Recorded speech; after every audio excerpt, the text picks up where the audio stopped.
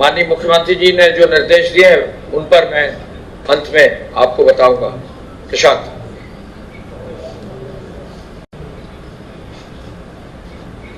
बीती शाम लगभग 7 बजे एक व्यक्ति गोरखनाथ मंदिर के गेट नंबर 1 पे तैनात पुलिसकर्मियों पर धारदार हथियार से उसने हमला किया तथा कुछ धार्मिक नारे लगाए। उसके अटैक से 2 जवानों को गंभीर चोटें आई हैं, जिनका नाम क्रमशः गोपाल गौड़ और अनिल पासवान है। क्योंकि आप सबको विदित है कि जितने भी महत्वपूर्ण संस्थान हैं उनकी अपनी एक सुरक्षा योजना होती है और उसके तहत ही वहाँ तैनातियाँ रहती हैं। वहाँ के सजग और सतर्क पुलिसकर्मियों ने तुरंत ही अन्य साथियों के साथ मिलकर उस व्यक्ति को काबू किया तथा उसकी गिरफ्तारी की। उस व्यक्ति के पास से जो चीज़ें बरामद हुई हैं वो उन चीज़ों को देख के लगता है कि एक गंभीर बड़ी साजिश की तैयारी थी और इसमें जैसा कि एसीएस होम साहब ने बताया कि हम लोग इस चीज़ से इनकार नहीं कर सकते कि आज के डेट में कि आतंकी घटना नहीं थी। तत्काल इसको वहाँ एटीएस की टीम गई है। आज वहाँ एडीजी एटीएस और एडीजी एसटीएफ दोनों रवाना कर दिए गए हैं और जो शासन के मंशा है उसके बारे में एसीएस के द्वारा अलग से बताया जाएगा। लेकिन जो दस्तावेज हम लोग को अभी तक प्राप्त हुए हैं वो काफ़ी ही सनसनीखेज हैं और विवेचना के बाद से बिना विवेचना के गुणवत्ता को इफेक्ट किए हुए जो चीज़ें आपके साथ शेयर करनी होंगी हम तत्समय बताएंगे। अभी विवेचना बहुत ही प्रारंभिक स्टेज में है।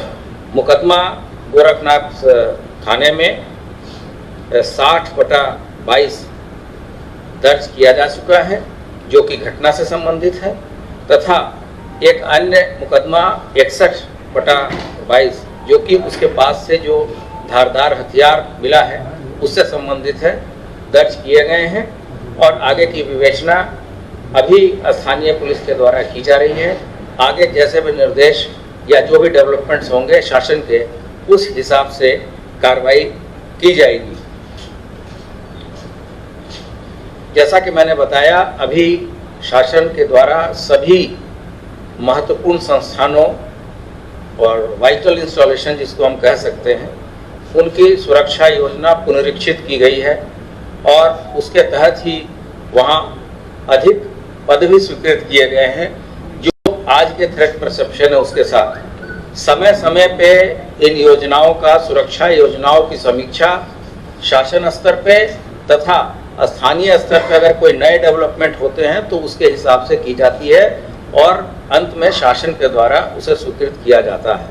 उसके तहत ही गोरखनाथ मंदिर, अयोध्या जी, वाराणसी और मथुरा और इसके साथ साथ जो अन्य महत्वपूर्ण बिल्डिंग और संस्थाएं हैं उनकी सुरक्षा एक सुरक्षा योजना के तहत की गई थी, जिसके तहत ही वहां तैनात बहादुर पुलिसकर्मियों ने इस पूरे घटना को विफल कर दिया और कोई बड़ी घटना नहीं होने दी। अगर ये व्यक्ति अंदर प्रवेश कर जाता तो जहां आम व्यक्ति दर्शनार्थी वगैरह हैं उनको बहुत ही ज़्यादा क्षति पहुंच सकती थी और स्थिति बेकाबू भी हो सकती थी।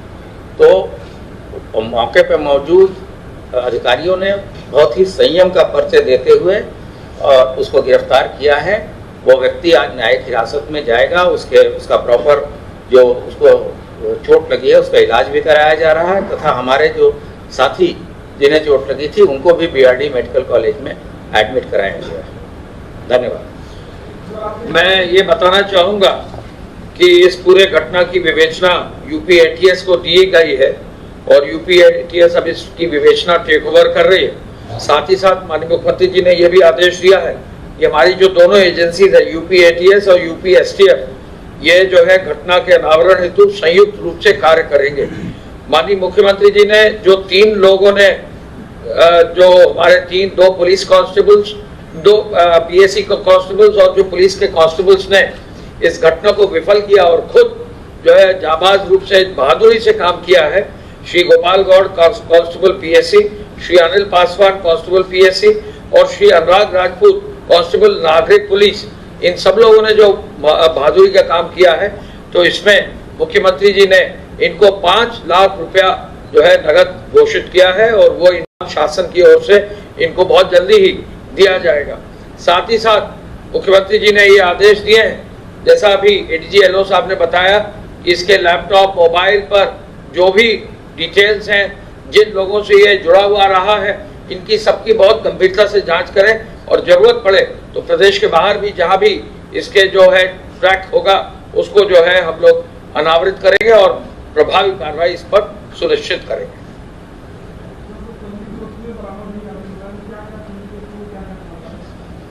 ये मैंने जैसा कि बताया प्रारंभिक तौर पे उसके पास से लैपटॉप, उसके मोबाइल्स बरामद हुए हैं और उससे जो चीज़ें पता चली हैं उनके बारे में हमने आपको शेयर किया।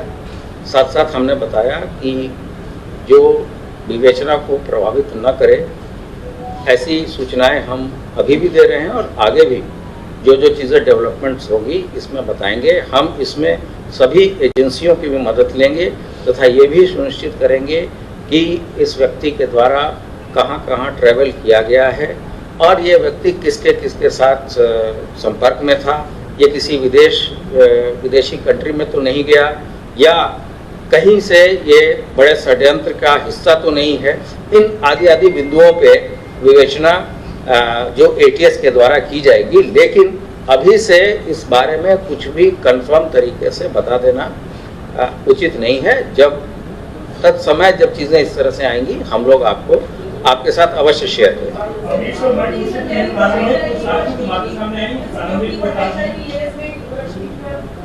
ये सभी कुछ रिव्यू होगा।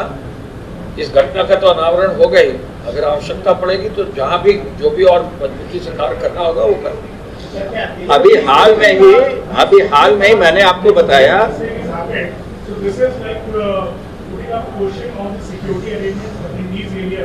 the important temples and the places.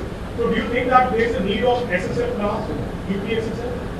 देखिए, हमारे पुलिस के कांस्टेबल्स ने ही उसको जो है विफल किया है और बिल्कुल आउटर पेरीमीटर पर ही उसको विफल कर दिया है, तो प्रभावी और मजबूत कार्रवाई कर दी गई है। जो भी आवश्यकता होगा वो कार्य सुनिश्चित करेंगे और 5 लाख रुपए की घोषणा इसलिए दी गई, इन लोगों ने जाबाज रूप से जो है बहादुरी से काम किया। Thank you.